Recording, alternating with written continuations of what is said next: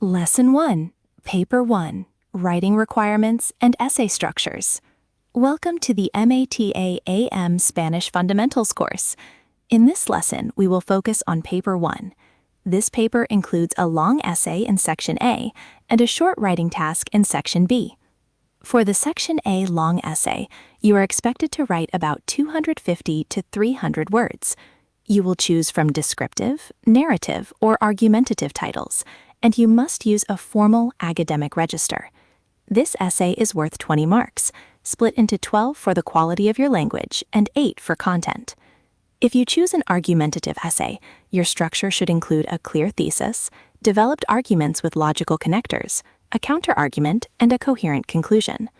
When writing a narrative essay, such as a story about a past holiday, you will naturally combine the imperfect tense for background descriptions with the preterite for the main events. Section B focuses on a short communicative task, like a formal letter or email, requiring roughly 100 to 150 words. This task is worth 10 marks, 6 for language and 4 for content. If you are writing a formal letter of complaint, the standard opening is estimado señor or estimada señora, followed by a colon. To close a formal letter appropriately, use formulas like atentamente or le saluda atentamente. Finally, if you need to introduce a contrastive counterargument in your writing, the connectors sin embargo or no obstante are the most effective choices.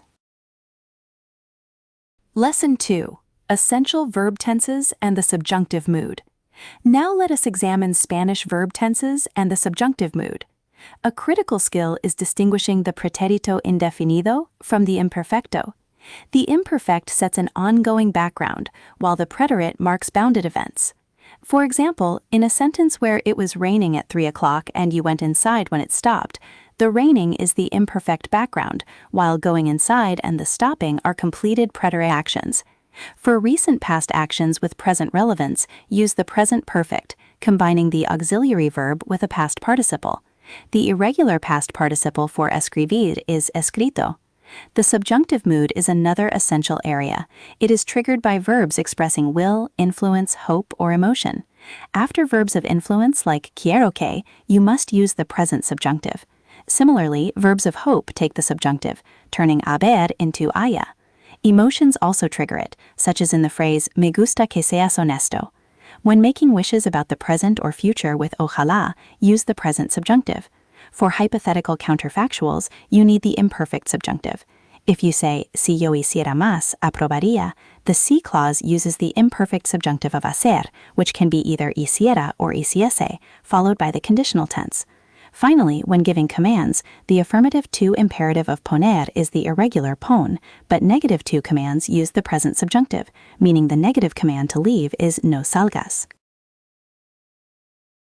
Lesson 3. Core Grammar Mechanics and Expressions. In our final lesson, we will review several core grammar mechanics. Let us start with articles and adjectives.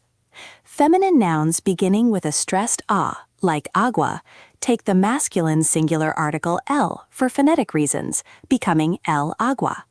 However, modifying adjectives remain feminine, so you say el agua fría. Most descriptive adjectives follow the noun, though placing them before the noun can add a stylistic nuance or change the meaning.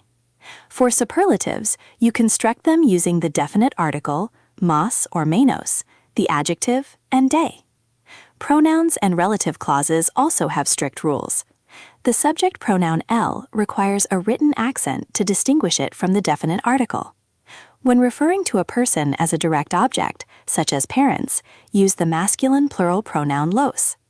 In relative clauses, after a proposition referring to a person, use de quien or de la que.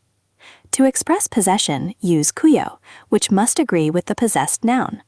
When distinguishing ser and estar, remember that ser marks identity or essential characteristics, such as naming a capital city. Conversely, estar is used for temporary states, like the temperature of food. Finally, the exam tests your knowledge of common Spanish idioms. Estar en las nubes means to be daydreaming or not paying attention.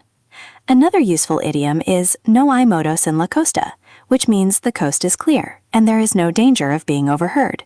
Thanks for watching. For free practice questions, study guides, and flashcards, visit exampreprise.com. Good luck on your exam!